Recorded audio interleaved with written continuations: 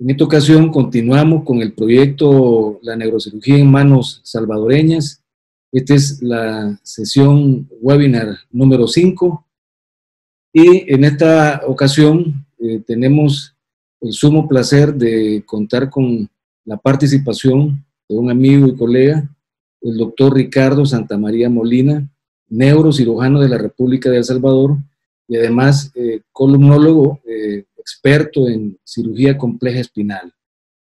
Él nos va a tratar en esta ocasión un tema de mínima invasión espinal, vertebroplastía y selladores de prótesis discales intersomáticas. En cuanto a la hoja profesional del doctor Ricardo Santamaría, fue ex jefe de residentes de neurocirugía en el Hospital Nacional Rosales de El Salvador. Realizó una especialización de columna vertebral en la Ciudad de México en el Hospital Magdalena de las Salinas y el Hospital Centro Médico Nacional Siglo XXI. Especializaciones en cirugía de columna mínima invasión en la Ciudad de México, en Estados Unidos, en Colombia, en Venezuela. Y miembro de la Asociación de Neurocirugía de El Salvador, de la Asociación de Cirujanos de Columna Vertebral, AMCICO, y miembro de AO Spine, miembro también de SICMI, o Sociedad Interamericana de Cirujanos de Columna Vertebral, cirugía mínima invasión de columna vertebral. Así es que en esta ocasión vamos a cederle la palabra al doctor Ricardo Santamaría Molina. Adelante, Ricardo. Ok, buenas noches. Estimado César, muchas gracias por la invitación. Y como siempre, pues felicitarte por estos esfuerzos que estás haciendo por la neurocirugía en El Salvador y por la educación continuada a través de este medio. En este momento vamos a hablar sobre la vertebroplastía y prótesis selladora discal, dos procedimientos que se realizan acá en el país desde hace algunos años y que se han venido con técnicas perfeccionando. Estas son técnicas de mínima invasión. Vamos a comenzar con la vertebroplastía. La columna vertebral está compuesta por estructuras óseas que principalmente pueden ser lesionadas y las que más lesiones provocan son los cuerpos vertebrales. En estos, pues los pacientes jóvenes son los que en donde tenemos más traumatismos y en pacientes ancianos, mayormente osteoporosis y metástasis. No quiere decir que en pacientes jóvenes tampoco no haya metástasis. La vertebroplastía es una técnica de refuerzo vertebral, de aumentación vertebral, ¿verdad? Que se realiza en un cuerpo fracturado y que se realiza por una técnica de mínima invasión y que las indicaciones pues las decide el cirujano. En las indicaciones generales para la vertebroplastía tenemos que son para fracturas vertebrales por osteoporosis, aquellos hemangiomas grandes sintomáticos, metástasis óseas osteolíticas, mieloma múltiple, linfomas y fracturas vertebrales traumáticas. Esta es una indicación más reciente, porque antes se decía que no, pero hoy sí ya, dependiendo del tipo de fractura, así se va a realizar la vertebroplastía, no en todas. ¿Cuáles son las contraindicaciones absolutas para esta técnica? Que el paciente posea alguna infección en el sitio operatorio o una infección generalizada, en este caso hoy el COVID, coagulopatías, dolor no relacionado con el colapso, o sea que el paciente tenga dolor dorsolumbar, lo examinamos, no corresponde el dolor con lo que examinamos, entonces no vamos a hacer una vertebroplastía, está contraindicada. Fracturas antiguas también, no sintomáticas. O sea, si nosotros encontramos, mandamos a hacer estudios y vemos que hay una fractura, la corroboramos con una resonancia magnética si es una fractura aguda o crónica. Si vemos que es una fractura crónica, pues no vamos a hacer una vertebroplastía. Y si el tratamiento médico en una aguda es efectivo, esperamos para realizar o no el procedimiento. Las vértebras relativas, que antes normalmente o fueron absolutas, son una vértebra plana, de las relativas, una vértebra plana, introducción del muro posterior al conducto vertebral, que es uno de los casos que vamos a presentar ahora, o alergia al material de contraste. Cuando nosotros estamos evaluando un paciente para realizar una vertebroplastía, tenemos que hacer estudios de densitometría. Tenemos que hacer primero, la primera, porque el paciente consulta por dolor, vamos a hacer unas radiografías simples. En estas radiografías simples nosotros vamos a indicar las posiciones y lugares donde nosotros queremos hacerla. Luego hacemos la densitometría que les mencionaba. Podemos hacer si sospechamos una metástasis o una lesión primaria en la columna, podemos hacer un con tecnesio 99 para ver si hay un metástasis hacia otros lados o hacia otras regiones de la columna. Si no hay en donde nosotros estamos resonancia magnética, pues vamos a hacer una tomografía axial computarizada, pero el estudio ideal es una resonancia magnética de la zona que vamos a evaluar. Esta resonancia tiene que ir con un efecto especial, no un efecto normal, sino un efecto que hay que pedirlo. Procedimiento. Para la vertebroplastía, pues ya tenemos una colocación. El paciente debe colocarse en decúbito dorsal, puede también ponerse en decúbito lateral si el paciente no tolera esa posición. Vamos a hacer un monitoreo con fluoroscopía en tiempo real. El anestesiólogo, pues que es nuestra mano derecha, va a estar, bueno, además del asistente, él nos va a tener con pseudoanalgesia al paciente y nosotros vamos a aplicar una anestesia local. O sea que el paciente prácticamente, si nosotros lo estimulamos, el paciente va a estar despierto. Vamos a realizar una incisión de aproximadamente 2.5 a 3 milímetros para la introducción de la aguja. La aguja se llama de Jamshidi. Podemos hacer un vertebrograma también en el momento que ya tenemos la aguja puesta para ver si hay fugas de cemento, dónde vemos que se puede fugar más el cemento o si hay algún vaso cerca de la vértebra que nos pueda provocar la introducción de ese cemento y pueda migrar a hacer un embolismo pulmonar. La aplicación de cemento tiene que ser un cemento que es el metilmetacrilato que ya está mezclado con bario. Y el procedimiento oscila entre 20 a 30 minutos por vértebra, dependiendo del tipo de fractura, porque hay fracturas que son un poco difíciles para entrar, cuáles son las vértebras planas o las vértebras que tienen su muro posterior fracturado hacia el canal. Y por último, pues el paciente lo vamos a dejar en observación 6 horas o a más tardar tenerlos un día en el hospital y luego darles alta. ¿Cuáles son las complicaciones que podemos tener con esta técnica? La más temida y de las más importantes es la salida de cemento hacia el canal raquídeo. ¿Por qué? Porque esto nos puede producir un daño neurológico que puede dejar al paciente con daño en una raíz nerviosa o en el caso de que sea una vertebroplastía alta, dar una lesión medular. La otra es la salida de cemento por el sistema vascular, que ya habíamos mencionado que nos puede causar un embolismo pulmonar. Si es una vertebroplastía torácica, podemos tener también al paciente se le puede hacer un neumotórax, ¿verdad? Que es una de las posibilidades que hay que explicarle al paciente que puede presentarse. Pero eso pues se tiene resolución. Lo que hay que hacer es pues hacerla con mucho cuidado. Y la última, podemos tener lesión hacia vísceras de la estructura en el abdomen o hacia estructuras vasculares, ya sea abdominales o torácicas. ¿Cuál es el manejo postquirúrgico después de que realizamos una vertebroplastía? Le damos al paciente el alta a 6 horas después, o 8 horas después, o un día después. Lo manejamos ya con analgésicos ya más suaves por 2 semanas. Lo manejamos con antibióticos por 3 días. Le colocamos un apoyo lumbar en la zona y luego pues podemos ponerle el teriparatide, podemos poner alendronato, calcio, ¿verdad? Eso es un proceso que viene posteriormente. Primer caso. Aquí tenemos el primer caso de una paciente de 65 años de edad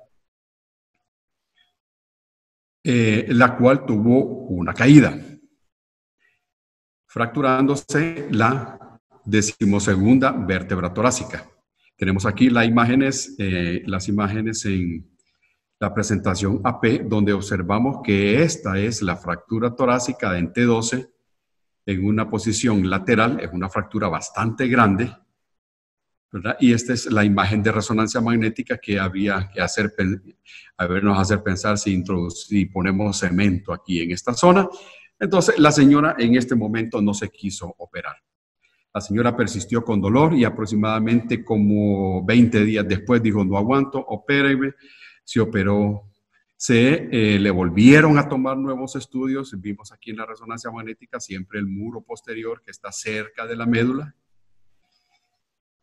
Y aquí tenemos una tomografía axial computarizada con la que se complementó cómo estaba la fractura, que siempre continuaba igual, casi las mismas características de la resonancia, pero encontramos una segunda fractura en la lumbar 2, que toda su plataforma superior estaba hundida. ¿Qué había que hacer aquí? Pues hacer las 2 vertebroplastías.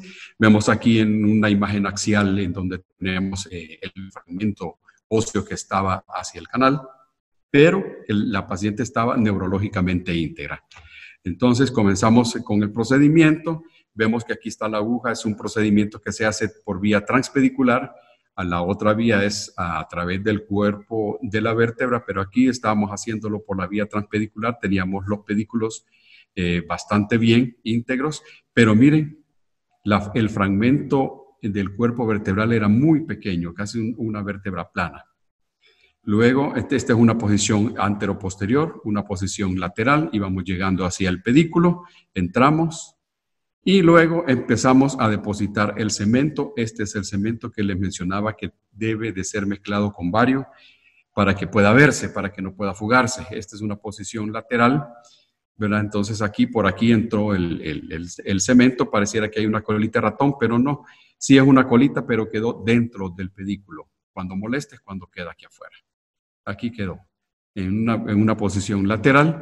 Luego introducimos la aguja en la lumbar 2 y colocamos el cemento en la lumbar 2. Aquí tenemos la vertebroplastía realizada en T12 y en L2, en forma AP y en forma lateral. Posiciones. El caso 2 es una señora que ya habíamos operado hacía aproximadamente un mes. Se le había hecho una vertebroplastía a nivel de T6. Luego presentó dolor dorsolumbar importante nuevamente y se hicieron los estudios, resonancia magnética. Las placas casi no se ven, por eso no se pusieron acá, pero tenemos una fractura en T4 y T9. Aquí pareciera, en esta posición pareciera que la T9 es una antigua, pero viendo ya la zona acá, los cambios de coloración son para una fractura aguda. Entonces realizamos tomografía en T4 y T9. Aquí vemos que vemos en la imagen la introducción de la aguja. Ya habíamos hecho la vertebroplastía en T9, luego nos fuimos a la vertebroplastía en T4, que vemos que casi no se observa bien por la zona de las costillas, pero aquí está la introducción del cemento, teniendo cuidado que no se vaya a salir hacia el canal medular. Aquí tenemos la posición lateral ya sin agujas, la otra de frente, de frente. Aquí hay una fuguita pequeña, pero es hacia arriba y eso no hay problema. El problema es que se fugue hacia el canal medular. Luego tenemos a un paciente también, un paciente de 60 años que tuvo una fractura por caída. Aquí solo les tengo la técnica, ¿verdad? En donde la aguja debe exactamente caer en estas posiciones para poder depositar el cemento. Aquí está el depósito de cemento, comienza el llenado, siguiendo aquí, más cemento, cupo más, quedó aquí, y estas fueron las últimas placas en posición lateral y en posición AP. Y el caso número 4, este caso se lo voy a especificar ya más haciendo el procedimiento. Este es un paciente de 65 años de edad quien sufrió una caída, quien sufrió un golpe en flexión del tronco después de que andaba en una lancha. La ola lo levantó e hizo un movimiento de hiperflexión del tronco y fracturó la primera lumbar. Aquí ven una fractura. Si vemos acá, es una fractura aguda, que en el efecto STIR, que es este, se ve siempre aguda, y miren cómo está el edema de la vértebra por la fractura.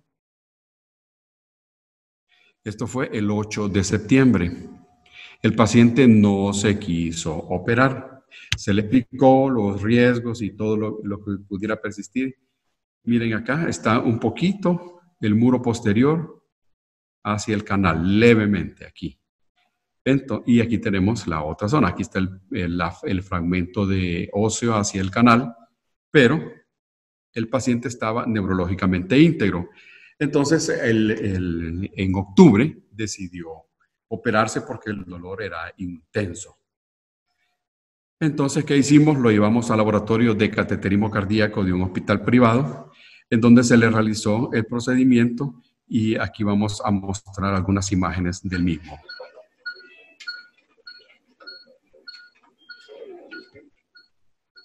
Aquí estamos colocando en el negatoscopio las placas de resonancia magnética. La que más nos interesa es la placa simple para ver direcciones de la aguja y entradas pediculares. Aquí, en este caso, tenemos la pantalla de la fluoroscopía, en la pantalla que nos está proyectando el fluoroscopio. Tenemos al paciente ya acostado con pseudoanalgesia y empezamos a hacer un trazado. Antes de poner la anestesia, empezamos a hacer un trazado con unos trazadores aquí sobre la piel. Vamos marcando ciertos puntos hasta que logramos encontrar el punto específico de entrada, que es este. Este puntito, ahí donde vamos a poner el anestésico. Vean aquí, estamos poniendo el anestésico local en esta zona. Y la aguja se introduce. Aquí hacemos un abón con el anestésico e introducimos la aguja hasta el cuerpo vertebral, y luego venimos poniendo anestesia en toda la zona muscular. Este es el punto que nos quedó del aboncito que hicimos aquí de la anestesia, y en esta zona vamos a hacer la incisión. Estamos haciendo la incisión, una incisión de 3 milímetros estándar. Luego tenemos la aguja Yamshidi que estamos introduciendo sobre esa incisión. Estamos nosotros haciendo aquí el procedimiento, y acá estamos proyectando cómo va a ir dirigida la aguja. Aquí en esta. Siguiente. Aquí tenemos la aguja puesta parcialmente, seguimos. Rotamos el fluoroscopio, el angiógrafo, y lo ponemos ya ahora en una posición lateral para ver el trayecto que lleva la aguja. Esta es una posición AP, vemos que está exactamente en el sitio que necesitamos que entre, y esta es una posición anteroposterior. Esta es la posición lateral, que tenemos que ir cambiando una con otra para poder verificar posición de la aguja. Luego tenemos aquí, aquí verán que por cómo el paciente está despierto. Empezamos a hacer una introducción y ven que el paciente se mueve, ¿verdad? El paciente solo está dormido y con pseudoanalgesia. Entonces dejamos de introducir hasta que el anestesiólogo puso otro poquito de sedación, y pasamos al siguiente proceso. Cuando ya dejamos la aguja bien puesta, pues hacemos el mezclado del material que vamos a hacer. Este es el cemento con bario, este es el disolutor que se va a mezclar con este bario. Y aquí vemos pues la mezcla que estamos haciendo, 1 o 2 minutos de mezclado. Este es un cemento que nos da una mayor, que está ahorita en el mercado, y que nos da un mayor tiempo de estarlo mezclando y de poderlos tener en las jeringas.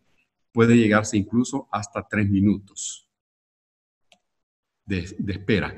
Empezamos a llenar las jeringas con el cemento, y luego empezamos a introducir el cemento sobre la aguja. Empezamos viéndolo bajo el fluoroscopía. Vemos que enfrente del cirujano enfrente del cirujano está el fluoroscopio, viendo la aguja cómo se va pasando. Aquí estamos, el cirujano, el asistente neurocirujano también. Ya introducimos el cemento, ¿verdad? Que está aquí, este estaba sin y este está con, ya está el cemento puesto. Sacamos la aguja y posteriormente, pues el asistente neurocirujano también presiona sobre la zona que hemos retirado la aguja para que no haga un hematoma. Y aquí pues estoy yo teniendo aquí la parte del cemento que sobró, porque eso es necesario tenerla. ¿Para qué? Que sirve como un testigo para saber cómo está fraguando el cemento dentro de esa vértebra. Esperamos un tiempo para poder pasar al paciente a su carro camilla, ¿verdad? Esta es la incisión de esa cirugía especializada que hicimos. Estas es las últimas imágenes, así quedó el paciente. Ya cuando vimos que se comenzó a salir un poquitito hacia un lado, dejamos de colocar más y el paciente mejoró el dolor un 90%. Bien, ese es el primer tema. En el segundo tema vamos a hablar sobre la prótesis selladora anular, cuyas indicaciones son pacientes con hernias discales laterales grandes con compresión radicular, con defecto anular, que podamos medirlo en la resonancia magnética, que pueda tener de 4 a 6 milímetros de altura y de 6 a 12 milímetros de ancho, con alto riesgo, y que estos pacientes tienen un alto riesgo de reherniación o colapso discal. La reherniación son aquellas, por ejemplo, aquellas hernias bien grandes que se han retirado, pero por ser tan grandes pueden favorecer después a reherniarse. O si quitamos mucho disco, favorece a que haya un colapso discal y esto favorezca a una persistencia del lumbago. Esto debe colocarse en un paciente con el esqueleto maduro, con herniaciones primarias o recurrentes entre los espacios discales L4, L5 y L5, S1.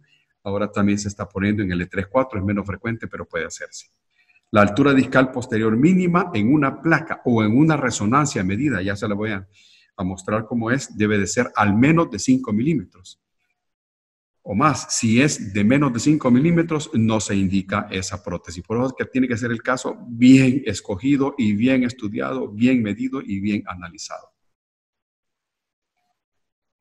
Esta prótesis está diseñada para cerrar grandes defectos en el anillo, en el anillo fibroso, pero como ya dijimos, ahí tenemos las medidas. Muchas lesiones muy grandes tampoco es indicación quirúrgica porque no va a quedar bien sellada. La prótesis es una prótesis de poliéster que está destinada a bloquear este defecto, anclándola esta misma en el cuerpo vertebral con titanio. ¿Cuáles son las contraindicaciones para esta prótesis? Si el paciente tiene una inestabilidad lumbar, no hay que usar en defectos anulares con anchuras de más de 12 milímetros y alturas de más de 6 milímetros, ni menos de 5. Pacientes con traumas, neoplasias, trastornos metabólicos o infecciones. Pacientes con osteoporosis, porque tenemos que anclar esa prótesis en el cuerpo vertebral. Y tampoco está indicado en hernias extraforaminales u otro defecto en el cual no pueda visualizarse el defecto en el anillo. Por eso tenemos que analizar bien esa resonancia. Esta es la prótesis, una de las prótesis que está aquí en el país. Tenemos esta es una malla polimérica que va envuelta por una bolsa que la va protegiendo, pero esta es la malla que va a cerrar el defecto herniario. Y tiene un marcador para que nosotros podamos verla cuando la colocamos, que es de platino o de iridio. Y esta es la parte de titanio que se ancla al cuerpo vertebral. Esta es así como queda colocada en una imagen, ¿verdad? Esta. Vamos a ver algunos casos que tenemos, pero primero vamos a mostrarle algunos de los instrumentos que nosotros usamos para esto. ¿Verdad? Estos instrumentos sirven para medir el tamaño, tanto de altura como de anchura, del defecto herniario. Son varios tipos. Y la otra esta es para mostrarles que hay una posición que debe ser correcta, milimétrica, para poder colocar esta prótesis, porque si no falla. Esta es la prótesis correcta y el ángulo correcto, cómo debe colocarse. Si ven acá, aquí no. Si yo meto una prótesis aquí, rompo la plataforma superior y esa prótesis no sirve, falló. Aquí vemos que estamos viendo, esto va, no hay listesis. Vemos cómo se introduce la prótesis. Aquí va un mango que ya lo voy a mostrar más adelante. Luego esta prótesis se suelta de aquí y ya queda en esta posición, sellando el defecto herniario. Como ven, aquí habíamos visto en el preoperatorio la resonancia magnética son 5 milímetros de altura, idealmente. La anchura no tiene que ser más de 6 a 12 milímetros y la altura del defecto no tiene que ser más de 4 o 6 milímetros. Este es lo que se hace o se ha estado haciendo en una discoidectomía agresiva. Se quita la hernia que está extruida, pero se quita más núcleo pulposo, se va quitando más. En cambio, cuando se hace una discoidectomía limitada, es esta, solo se quita el fragmento que se ha salido y un fragmento más, un poquitito más de la zona que por todo pudieran ser unas 3 a 5 gramos, todo protegiendo la raíz nerviosa por el asistente también. Aquí vemos la prótesis ya colocada, ha sellado el anillo para que no vuelva a reherniarse, o sea que esta prótesis lo que evitan es que haya una reherniación y que este material que ha quedado dentro, que es el mismo disco, ¿verdad? Que vas a seguir todavía trabajando, va a seguir amortiguando, no va a haber una rigidez, como por ejemplo si metemos unos implantes intersomáticos que causan rigidez de segmento y por lo tanto muchas veces pueden causar sobrecargas facetarias y dolores o el famoso síndrome facetario. Entonces aquí tenemos el disco que todavía queda funcionando y aquí está la prótesis protegiendo que no se salga y por lo tanto se va a mantener la altura del espacio intervertebral. En el primer caso hicimos esta paciente, llegó con dolor, una lumbociática izquierda que no cedía con tratamiento. Aquí tenemos la placa AP un poquito rotada hacia la izquierda. Tenemos una placa lateral donde habíamos una corrección de la curvatura de 22 grados y teníamos esta herniación. Vimos que la hernia no era tan grande. Miren, el lado derecho libre y el lado izquierdo estaba roto. Aquí hay una ruptura y estaba haciendo contacto con el nervio y esto le estaba produciendo una radiculopatía de S1 que llegó incluso a tener un poquito de debilidad con su marcha en punta. ¿Qué hicimos? Colocamos la prótesis. Ya esta es la posición final. Esto lo hicimos, es el segundo caso, el caso número 2, este lo hicimos por técnica. Esta técnica puede hacerse por la técnica normal, por mini open o por tubular mínima invasiva. Aquí estamos trabajando con la mínima, con la tubular. Ahí estamos ya, aquí tenemos ya el mango que agarra la prótesis, ya la tenemos casi en la zona y se puso la que ya vimos anteriormente. Este es el caso número 2. Teníamos una hernia L4, L5 extruida. Ven aquí que está extruida la hernia. Esta. La raíz derecha está libre, la raíz izquierda está bloqueada por la hernia. Eso fue lo que hicimos, ¿verdad? Pusimos esto y ahí quedó la prótesis en este caso. Para no tener tantas diapositivas, hacemos el último caso. Este es el último caso, un muchacho de 29 años de edad que el 1 de junio tuvo una lumbociática izquierda incapacitante. Me recuerdo el 1 de junio porque él estaba en la toma presidencial y de ahí se levantó y salió con la ciática, se fue para el hospital, consultó, se le hizo una resonancia magnética y encontramos una hernia discal L4, L5 con un fragmento extruido y migrado. Aquí lo tenemos. Otros cortes, aquí estaba la ruptura. Vemos el fragmento migrado hacia abajo. El paciente no se quiso operar en esa ocasión, era un muchacho deportista, levantador, era halterofílico y pues no se quiso operar. Llegó a la siguiente consulta como a los aproximadamente unos 15 días después, ya con un pie caído. ya un pie en este PESH parcial. Entonces se le explicó que pudiera avanzar a mayor daño neurológico y decidimos ponerle la prótesis, un paciente joven. Entonces lo que hicimos, aquí está, y ahí estamos haciendo lo primero y bien importante es la posición del paciente con estas prótesis, porque tiene que ser una posición bien expedita. ¿Ves? Luego tenemos ya, aquí estamos mostrando con la primer probador. Este es un probador, este es el protector de raíz. Este es el probador donde estamos viendo cómo va a ir la dirección. Tiene que ser aquí, en esta zona. La siguiente, aquí tenemos que la prótesis está bien, se colocó bien, entró bien, todavía está sujetada por el mango que dijimos. Aquí está el protector de raíz y la malla de poliéster se abrió. Aquí tenemos ya en el postoperatorio de ese mismo caso, quedó así. Tenemos que tener medidas milimétricas para entrada de la prótesis, para la dirección, y este es el punto de iridio titanio para saber que la prótesis está dentro. Perdón aquí que está para el otro lado, pero esta es la cabeza, este es los pies, y aquí vemos la prótesis que está en su sitio ideal. Este es en el postoperatorio. Aquí tenemos la prótesis y aquí tenemos la prótesis en posición lateral. Esto es lo que se está haciendo ahorita con los discos. No se están quitando los discos, pero son indicaciones bien precisas, ¿verdad? Los discos, la desventaja de esta técnica es que la prótesis sí es un poco cara.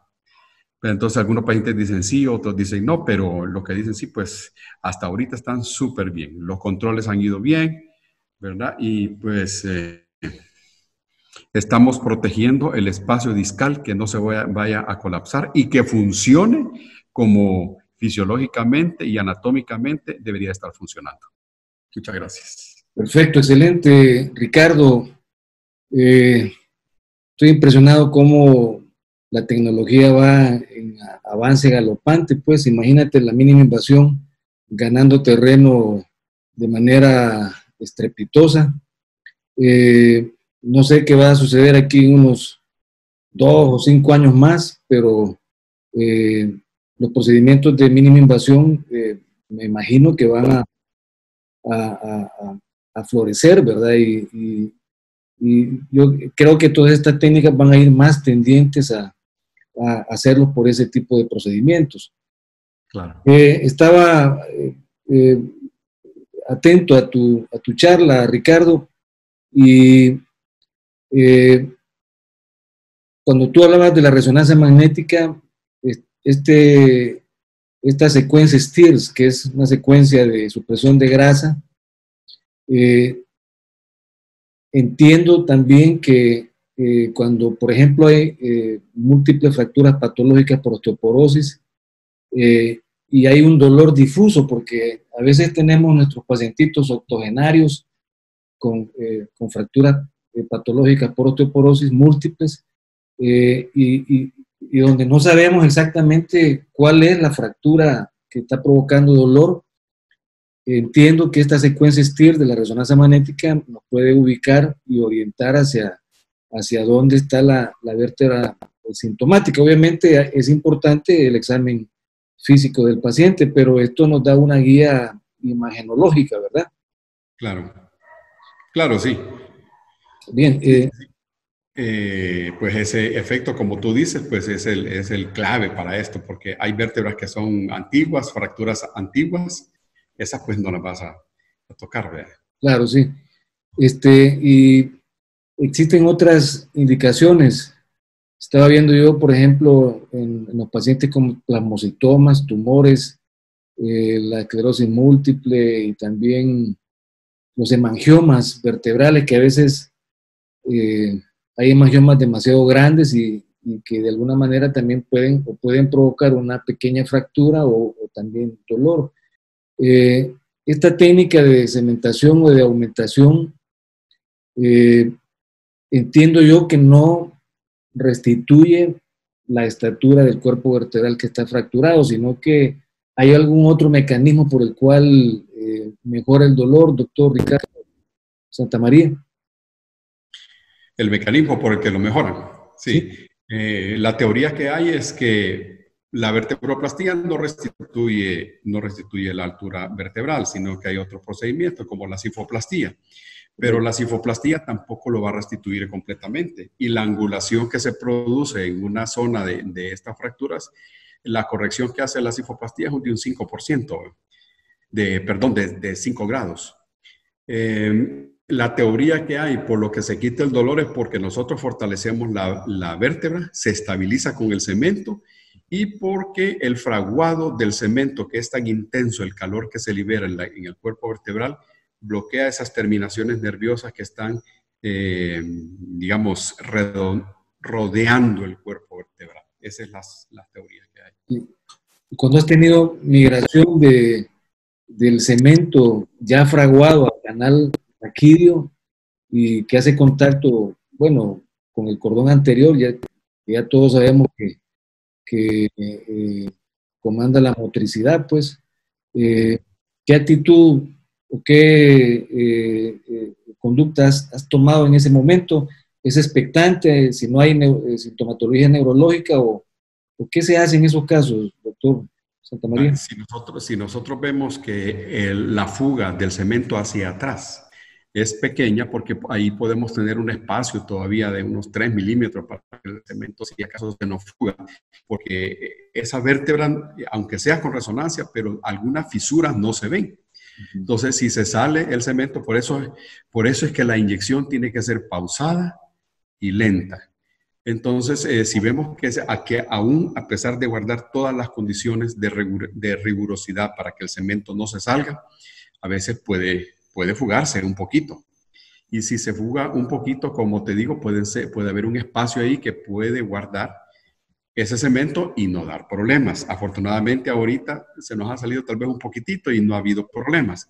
Fugas hacia arriba, hacia la plataforma superior o inferior, menos, y le da más estabilidad. Pero lo que se reporta en la literatura es que si hay una salida masiva del cemento hacia el canal medular, pues hay que pasarlo al quirófano inmediatamente y hacer una cirugía abierta. Perfecto. Para ver si logramos llegar a tiempo a que ese cemento se haya fraguado. Por eso este cemento que estamos utilizando ahorita tarda un poco más en fraguar, de ahí podría darnos tiempo de poderlo sacar, pero sí hay que darle velocidad cuando algo así pase. Claro, sí. Y en ese primer caso me llamó la atención, el doctor Santamaría, la fractura de T12, ¿no te parecía que era una fractura que comprometía la columna anterior? Y para este paciente en particular, no podría haberse considerado, digamos, una fractura inestable y que requiriese de otro tipo de procedimiento, como por ejemplo una instrumentación espinal con tornillos transpediculares, o sea, para darle fortaleza a la columna posterior, combinado pues obviamente con la vertebroplastía, que va a tratar directamente la columna anterior. ¿O no fue necesario? ¿Qué te parece? Que no fue necesario, porque incluso ya hemos tenido otras fracturas un poquito más planas y con invasión hacia el canal y que lo que eso sí, que solo se le puede introducir 1 o 2 cc de cemento y con eso nada más. Y con eso se estabilizan y se le mejora el dolor increíblemente. Ahora, dependiendo también del cuadro clínico del paciente y de su edad y de las otras patologías que pudiera tener. Esta señora, en el primer caso que presentamos, pues era una señora pues, hipertensa, diabética, problemas tiroideos. Entonces, lo que se le ofreció fue una mínima invasión con este tipo, porque si no, como tú dices, pudiera haberse realizado una instrumentación de columna y poner los tornillos y las barras, pero eso sí, habría que haberle puesto cemento con tornillos canulados. En los tornillos ponerle cemento porque ya viste la calidad de vértebra que tiene, de columna que tiene, la calidad ósea. Entonces, hicimos solo el procedimiento de mínima invasión y la señora evolucionó. Pero estos tornillos canulados dirigidos a la vértebra fracturada da la posibilidad de poder, a través de la canulación del tornillo, inyectar el material. Yo estuve en un curso en Chile hace algunos años y utilizaban como una bomba para poder impulsar el cemento líquido, ¿verdad? Sí. Tú lo haces a pura mano ahí para llevar un mejor control. Sí, fíjate que a mí me gusta más el tacto, ¿eh? A Uh-huh. pesar de que los sistemas que hay aquí en el país no traen esas bombas ni nada de eso, pero a mí el tacto, como ya se me acostumbró, prefiero meterlo así, ya bien dirigido, ¿eh? Excelente, sí. Y una última pregunta, doctor Santamaría. Interesante este concepto de la prótesis selladora. Todos hemos tenido pacientes con discopatías degenerativas, extruidas, en donde además de, como tú lo mencionaste, además de retirar el fragmento protruido hacia el foramen radicular o hacia el canal, incluso a veces hasta fragmentos migrados, una vez retirados y trabajada la zona intersomática, el paciente le va bien en su posoperatorio, pasa así 6, 7 meses, pero de repente como este procedimiento se hace como a cielo semiabierto prácticamente, pues cuando uno curetea también el material discal que está en las plataformas articulares, es probable que alguna parte de ese disco que todavía quedó adherido a los platillos articulares vertebrales, con el movimiento, la biomecánica de la columna, y máxime si son pacientes con problemas de obesidad, podría también desprender ese fragmento y salirse por la brecha que se abrió precisamente por la misma hernia extruida, ¿verdad? Me parece interesante esta prótesis selladora, que es como una especie de malla para evitar que el resto de disco pues no se salga, ¿verdad? Y también, como tú lo acotaste al final, nos sirve para valorar la posibilidad de no realizar una disectomía rigurosa, eh, total, ¿verdad? Sino que solamente una parte para que con el tiempo ese disco no vaya tampoco a inestabilizarse, pues.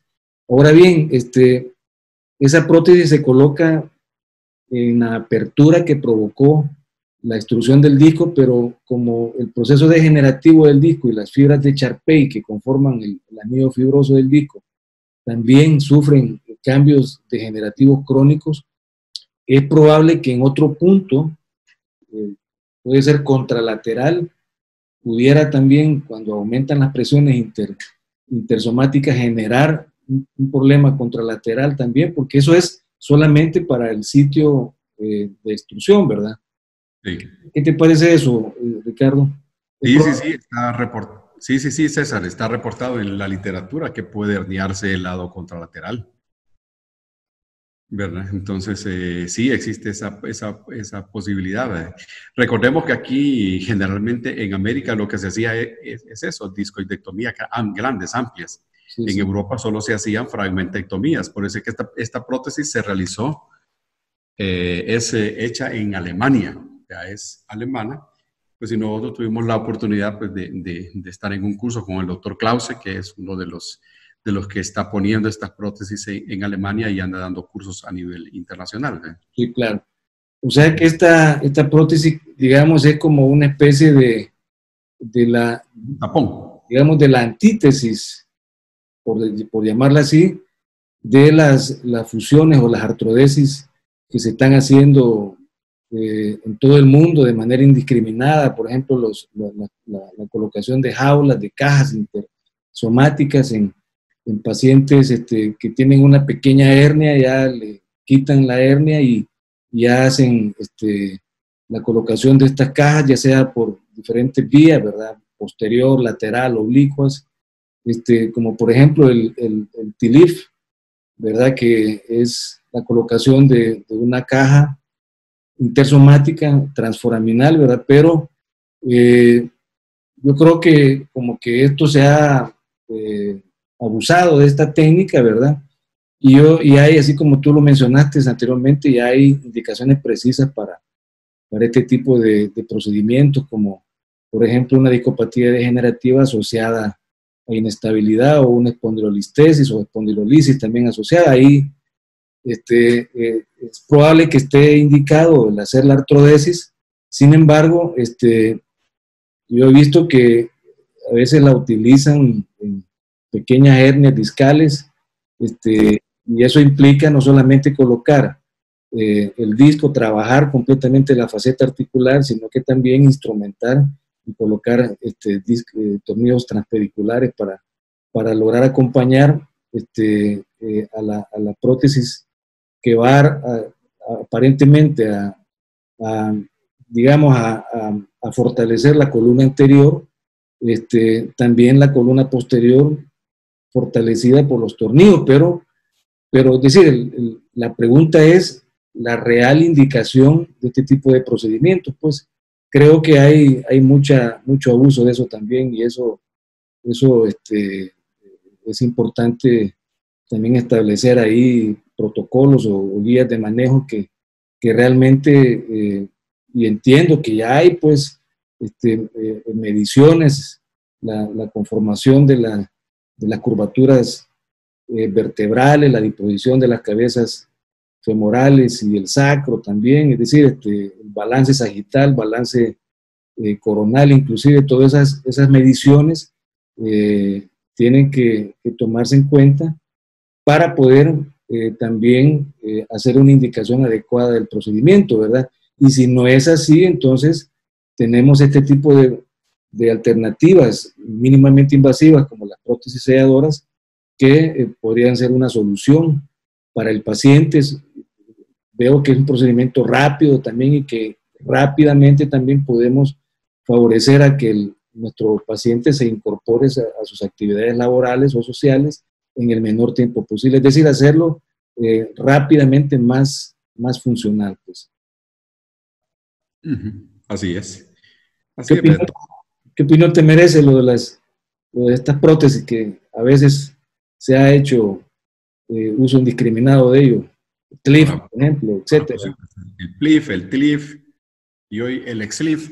Pero mira, César, cada prótesis tiene sus indicaciones bien precisas, pero no andar poniendo indiscriminadamente para todo. Recuérdate que hay pacientes que tienen daño ya en las plataformas y no puedes hacer un procedimiento de estos. Hay que acompañarlos con tornillos transpediculares muchas veces, no solo hacer un standalone, sino que hay que poner tornillos transpediculares porque recuérdate que, por ejemplo, en el TLIF hay que resecar una buena parte de hueso, faceta, hueso, incluso la pars interarticularis, ¿verdad? Entonces, por eso, pues, a veces vienen modas de esto y de esto, y que el tiempo dirá sus pruebas, pero sí hay indicaciones bien precisas, como tú dices, para poner una prótesis de esta. Ahora se está haciendo bastante hincapié en el balance de la columna, principalmente en el balance sagital, también en el coronal, pero más en el sagital.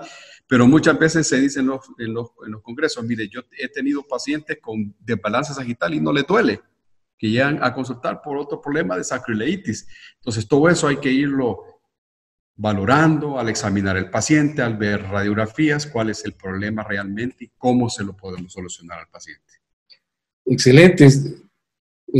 Hay una frase famosa en esos círculos de chats neuroquirúrgicos a nivel mundial, cuando a veces presentan este tipo de casos, ¿verdad? En donde han hecho instrumentaciones indiscriminadas a múltiples niveles, poliniveles, y dicen mucho metal, mucho money. Exactamente. Pero bueno, es cierto, yo te agradezco, doctor Ricardo Santamaría, ha sido una plática de actualidad, realmente la mínima invasión creo que está llegando para quedarse y cada vez más los procedimientos que van a restituir la biomecánica de la columna van a ir tendiente a este tipo de técnicas que lo que van a hacer es tratar, pues, así como tú lo mencionaste, de acercarse más a lo natural, pues, ¿verdad? Es decir, la articulación está diseñada para eso, para articular, no para artroderzarse, ¿verdad? No para fusionarse. La fusión, digamos, es un defecto crónico que a la larga se produce por el deterioro de todos los elementos que dan la estabilidad del cemento vertebral, pues, pero si podemos promover a mantener la dinámica o la biodinámica vertebral, pues eso va a ser importante. Yo te agradezco mucho tu colaboración, espero que no sea la última vez que de cirugía compleja espinal hay mucho de lo que podemos platicar y yo sé que tú eres un experto aquí en el país y a nivel internacional también en el tema y como también lo dijiste al principio, hay que hacer academia, hay que favorecer la educación continua, ¿verdad? No, las futuras generaciones lo demandan y en ese trabajo estamos.